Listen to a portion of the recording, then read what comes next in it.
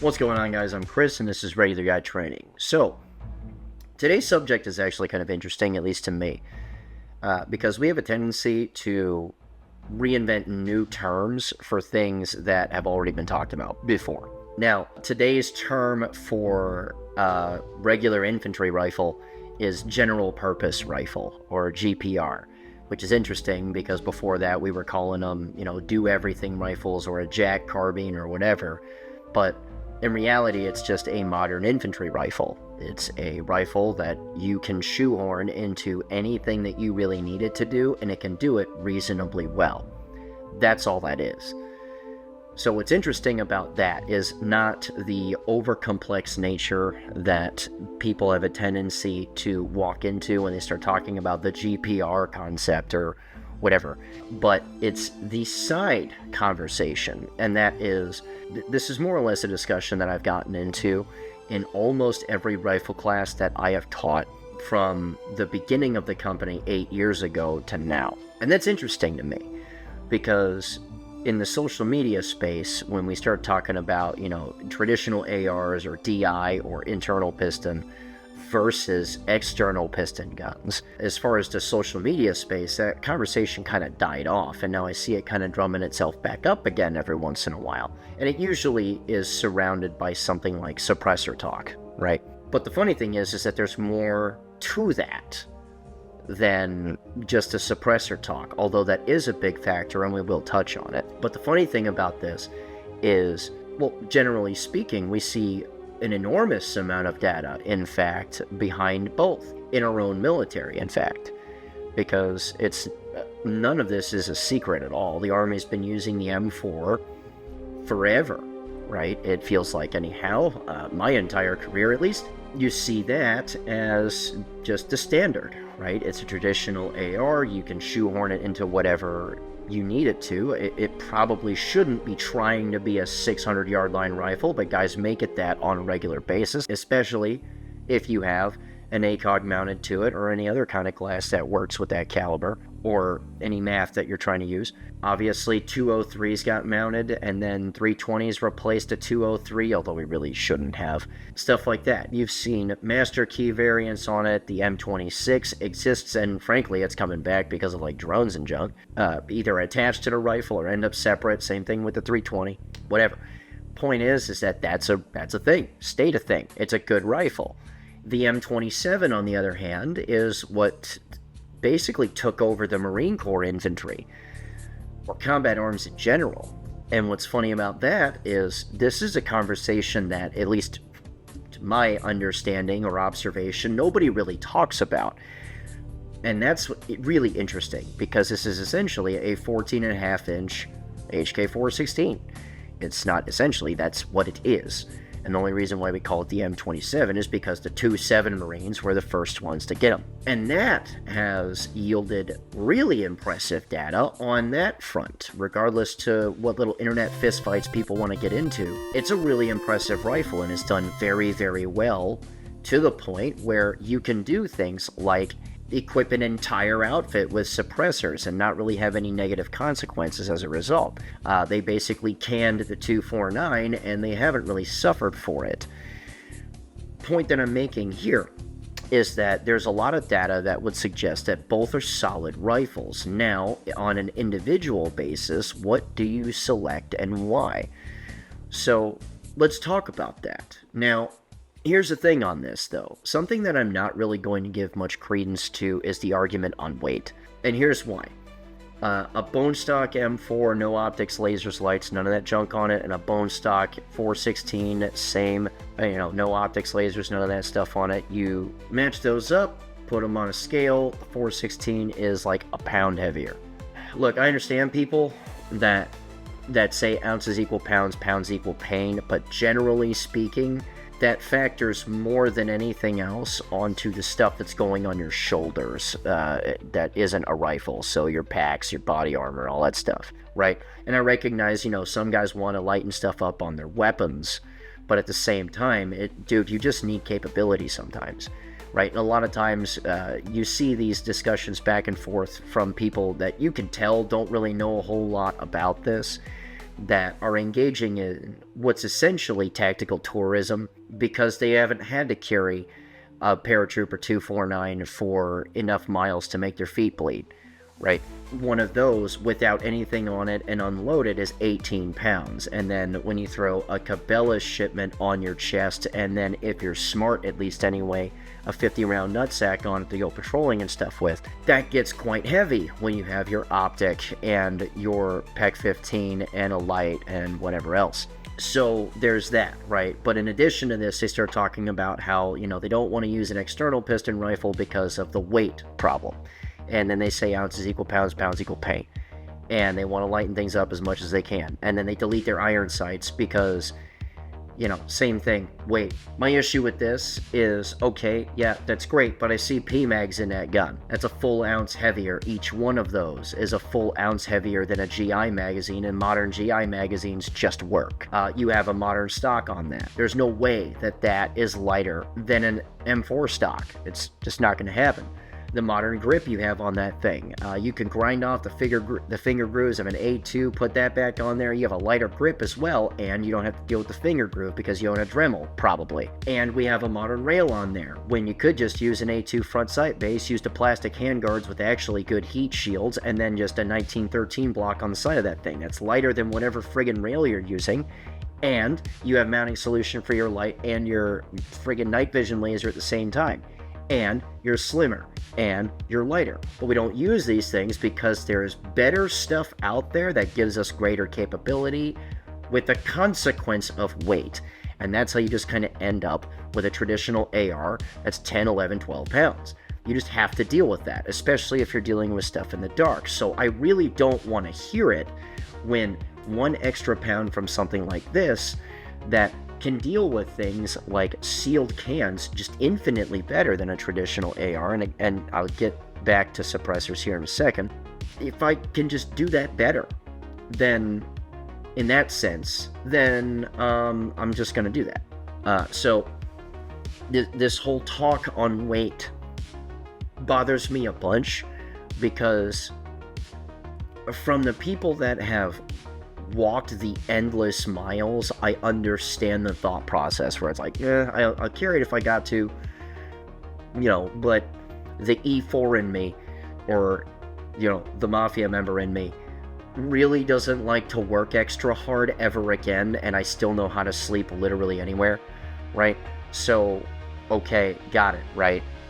But the guys that are engaging in tactical tourism, we look at what guys like that will say and be like, oh, well, that means that external piston guns are bad forever because of this extra 1 pound in this one thing that I'm looking at versus all of the extra gear that I'm bringing that makes up for that pound and then pays for it again and again and again by things I don't need.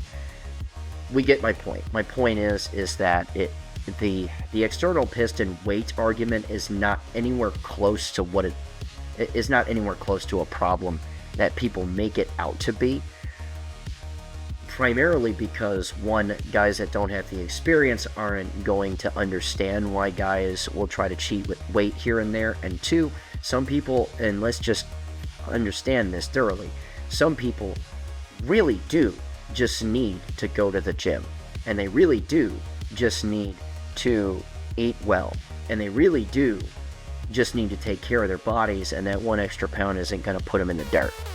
Sorry. That's just how that goes. Now that I'm off of that, little soapbox and that sort of thing, let's engage in, real conversation on this. So, typically speaking, I just kind of divide this into 2 different overarching thought processes, and yes, there are exceptions to every rule, and I'm not even really saying that this is a rule. This is just kind of how my brain classifies this stuff. Is your traditional ARs, as a whole, at least in my mind, based off of my observations, are the apex of raw performance. And what I mean by that is everything that has to do with placing bullets on target as tight and as fast as possible. They are just the best at it. They are going to cycle the smoothest. They are going to print the tightest. All of that, right?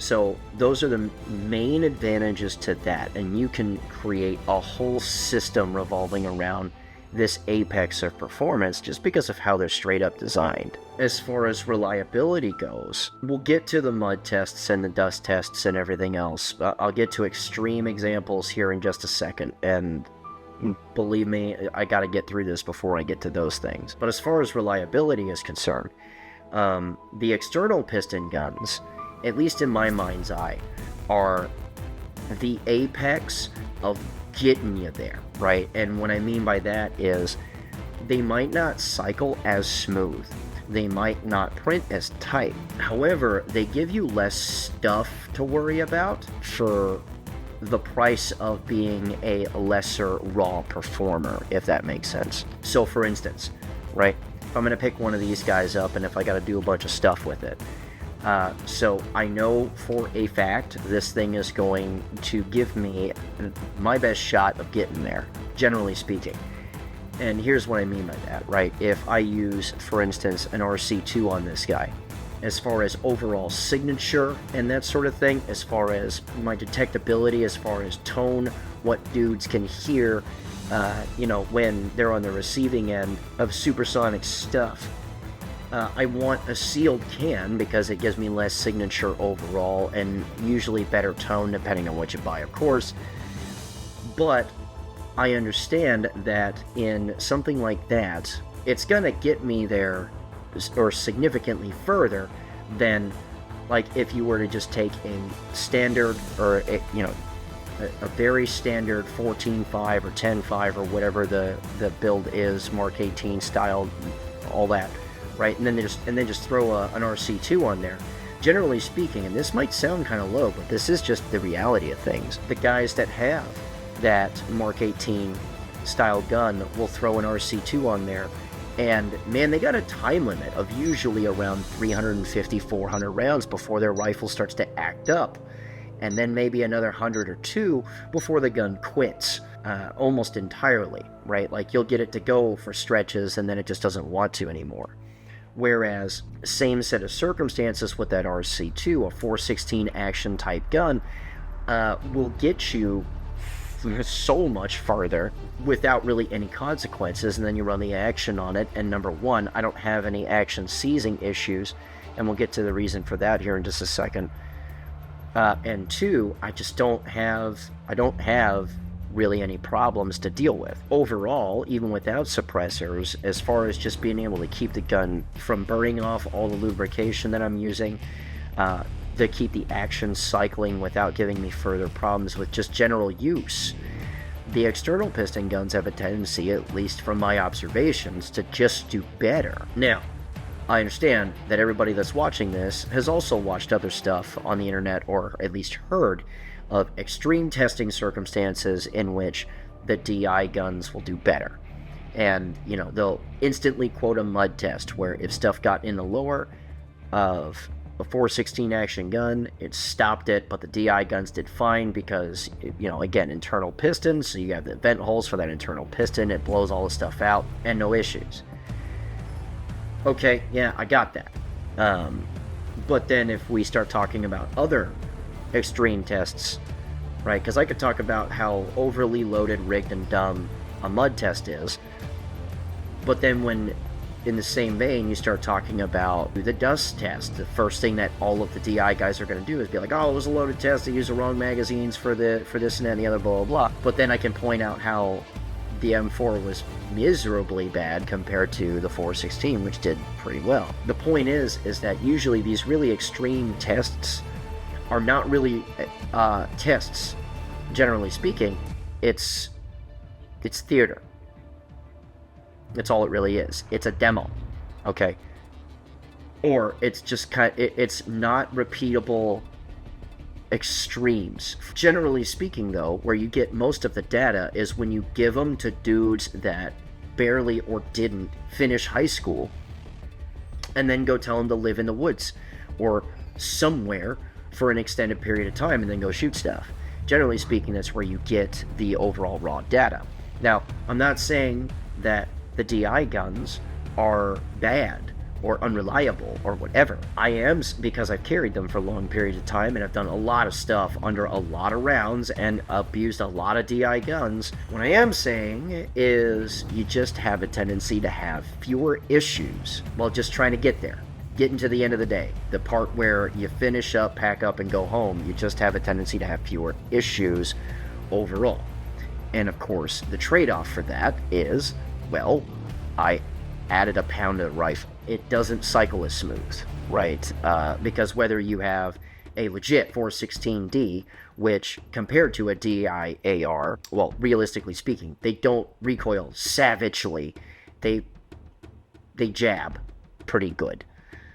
Which is absolutely something that you can tie down. But if you compare a 416D, for instance, to a DI-AR, it does recoil savagely because that off-the-rack M4 is just smoother than a traditional 416D. And then, of course, you have variants where, for instance, this barrel's made by Faxon and it's gassed for H2 buffers, in which case you just don't have the vicious cycling issue that everyone talks about when we start talking about 416 or 416D style guns. Point is that, okay, and typically speaking, in addition to this, you have an accuracy issue, right?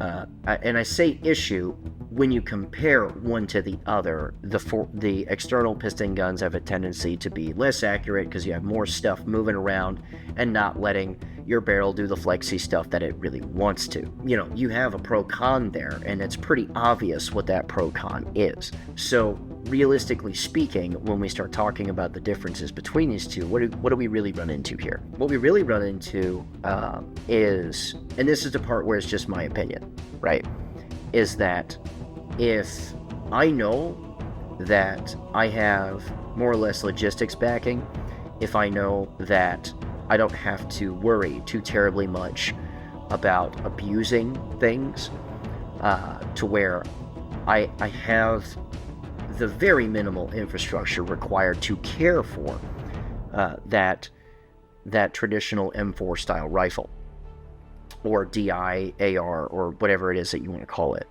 I'm going to pick that almost every time, and the reason for that is frankly obvious. Well, it's just a better raw performer. Guns shoot smooth. I like flat shooting guns.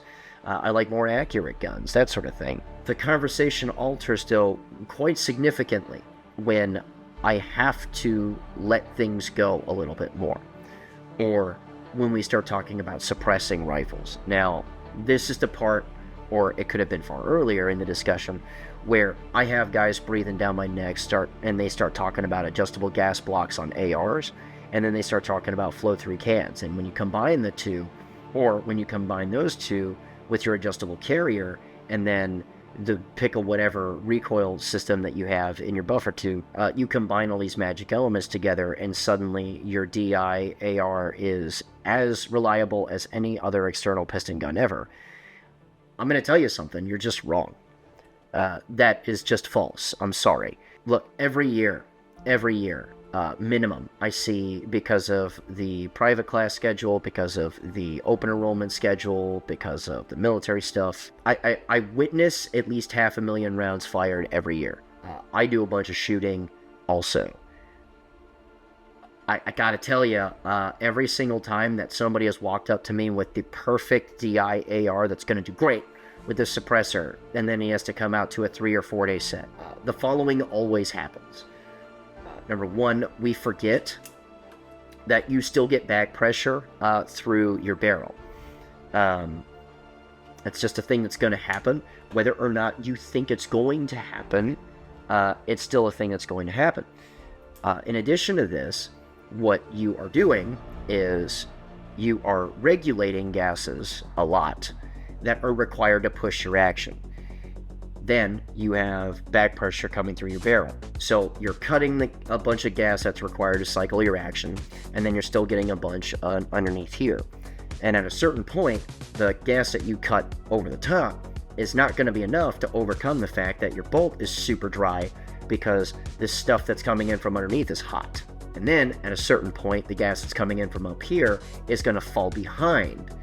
And then all you're going to do from there forward, usually about day 2, because you didn't clean your rifle in between those days of class, is you're going to be in this constant state of trying to feed your rifle enough gas to get it to cycle, regularly falling behind because you really want that thing to eject at 3 o'clock the whole time, instead of understanding that you are putting an internal piston AR under a lot of stress and not feeding it enough gas to keep it working, and you're also not cleaning it each day. And then, when that happens, all it really does is snowball into me handing you a rifle because yours doesn't work. Now, the best possible set of circumstances for traditional AR guys is get a flow-through can. You will increase signature and sound profile. However, what is going to happen is that the rifle is going to last longer than 300-400 rounds, number one. And number two, if you clean those guns after each day of class, for instance, each day of class for us is 700 rounds. After each day, right, you clean that up well, right? And then when you apply appropriate high temperature usable oils, for instance, a full synthetic motor oil, 5W30, is applied to your rifle in order to do a lot of stuff with it. It's actually going to stay in places it needs to be far longer than, at least to my estimation, most gun oils will. They just don't seep into the finishes of stuff and give them that good sheen and penetrate metal and stuff, as well as I notice that some gun oils do, right? So there's a place for one and the other. Point is that, okay, get yourself a flow-through can. Stop messing around really with all of the adjustable stuff, because you need what the gun needs to cycle. That's why there's 2 vent holes on your carrier, is so that the piston takes what it needs and then vents the rest of that crap out. And if you want to get fancy with it, you can go to LMT and get a 3rd little vent hole, because, it's going to work for, your PDW length friggin' rifle or whatever it is that you're using. Okay, usually 14.5 and in. The point that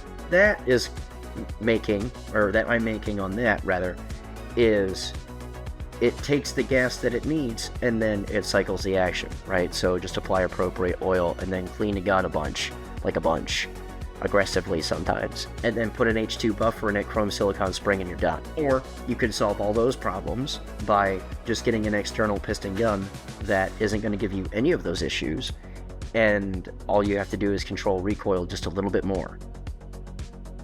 Now, more pro-con stuff, okay? The logistics for both of these things. Look, on the logistics side of the house, the traditional ARs just have it. They just do. Support is stupidly huge for anything traditional AR, and that's a huge point in that camp. It's the reason why I don't just totally toss them out the friggin' window, aside of the fact that they are good guns. They are, in fact, really good guns. And if I'm starting to sound really external piston bias it's because I am, but I'm not throwing the traditional guns out, because they are really good rifles. I still have a bunch of those configurations lying around the house. The oldest gun in my house is a DI-AR. But on the logistics side of the house, there is just more support. It's unbeatable, at least at present. That said, if you're going to select an external piston rifle, make sure that you have a support chain behind it. For instance, if you're going to get a BRN4, which I'm not done evaluating for people that are going to ask, you can support chain that fairly easy, because HK people buy a ton of that stuff, and, they're not doing what they've done traditionally with a bunch of other cool things that they put out, is that they'll be like, oh yeah, full support for 2 years, and then they stop. They regularly replenish their things. I keep tabs on a lot of different spare parts and that sort of deal, and they recognize that they have that cornered forever, because they're the highest quality supplier for 416 spare parts, at least now. So, okay, great. Make sure that you're properly supported. The MCX gang, which is basically a cult, because it's a rifle that I personally don't like a whole lot, but the guys that like it more than life itself. If you have that sort of thing, okay, great, handle it. Same time, don't do things and this sucks because I really like this rifle, don't do things like buy a SCAR or a barrel replacement when I quit using SCARs was $800, because it's a whole assembly. right? I am certain it's so much more than that now. So if you're going to do that, make sure that you have the proper logistics chain of stuff, and whatever spare parts you would normally buy for traditional ARs, make sure that you're buying like that in quadruplicate, right? Because it's just smarter to have more of those parts on tap, because the people that like your LMT or whatever it is have a tendency to buy a lot of stuff all at once, and now I can't get a bolt. Does that make sense? From LMT, or I can't get whatever it is that I need from there. You see what I mean? Like, for instance, BRN4 stuff. I bought a whole bunch of spare parts just to make sure that if I needed that spare part, I had it. So, as you're probably starting to figure out, at least at this point, is that like there's pro-con land for each one of these.